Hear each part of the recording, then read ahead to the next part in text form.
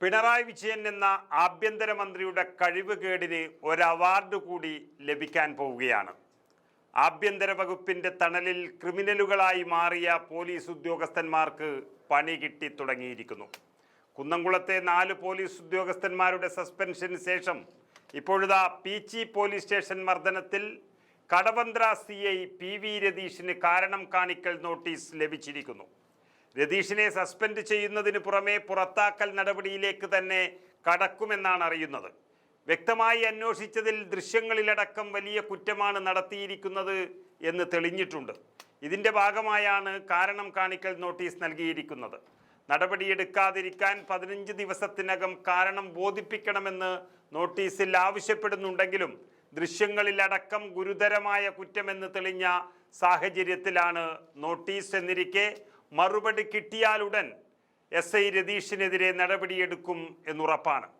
പുറത്താക്കുക എന്നുള്ളതാണ് സമരങ്ങളെ ഭയക്കുന്ന പിണറായിക്ക് മുന്നിലുള്ള ഏക വഴി. അഡീഷണൽ SP ശശിധരൻ്റെ നേതൃത്വത്തിൽ അന്വേഷണത്തിൽ കുറ്റക്കാരനെന്ന് കണ്ടെത്തിയതിനെ തുടർന്ന് ദക്ഷിണ മേഖല IG ശ്യാം സുന്ദറാണ് നോട്ടീസ് നൽകിയത്. നോട്ടീസ് നൽകുന്നത് നടപടിക്രമങ്ങൾ പൂർത്തിയാക്കണമെന്നതിൻ്റെ ഭാഗമായി മാത്രമാണ്. അഡീഷണൽ SPക്ക് രതീഷ് നൽകിയ മറുപടിയും പുറത്തു വന്നിട്ടുണ്ട്. ഹോട്ടലിൽ വെച്ച് ദിനേശൻ എന്ന വ്യക്തിയെ വായിൽ ബിരിയാണി കുത്തിക്കയറ്റി കൊല്ലാൻ ശ്രമിച്ചെന്നാണ് പരാതി കിട്ടിയതെന്നും ഇതേ തുടർന്നാണ് ഹോട്ടൽ മാനേജറെയും ഡ്രൈവറെയും സ്റ്റേഷനിൽ വിളിച്ചു വരുത്തിയത്, എന്നാൽ താൻ ഹോട്ടൽ ജീവനക്കാരെ മർദ്ദിച്ചിട്ടില്ല എന്നുമാണ് SI ആയിരുന്ന രതീഷിൻ്റെ ന്യായീകരണം വന്നത്. എന്നാൽ വീഡിയോ പുറത്തു വന്നതോടെ ഇതെല്ലാം പൊളിഞ്ഞു. Thrissur Pattikkad Lalees hotel manager KP ഔസേപ്പിനെയും മകനെയുമാണ് SI മർദ്ദിച്ചത്.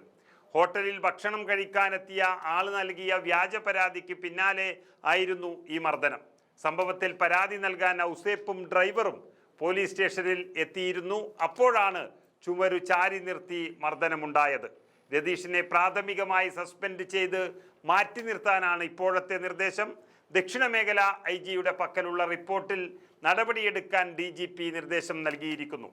ഹോട്ടലിലെത്തിയ Palakkad സ്വദേശികളെ മർദ്ദിച്ച സംഭവത്തിൽ മകനെയും ജീവനക്കാരെയും കൊടുക്കുമെന്ന് ഭയപ്പെടുത്തി 5 ലക്ഷം രൂപയ്ക്ക് പരാതിക്കാരെ പോലീസ് ഒതുക്കി തീർപ്പാക്കിയതിൻ്റെ തെളിവുകളും ലഭിച്ചിട്ടുണ്ട് എന്നാണ് അറിയുന്നത്. കേസ് ഒതുക്കി തീർക്കാൻ പോലീസ് നിർദ്ദേശിച്ച പ്രകാരം പണം കൈമാറുന്ന ദൃശ്യങ്ങളും പുറത്തു വന്നു.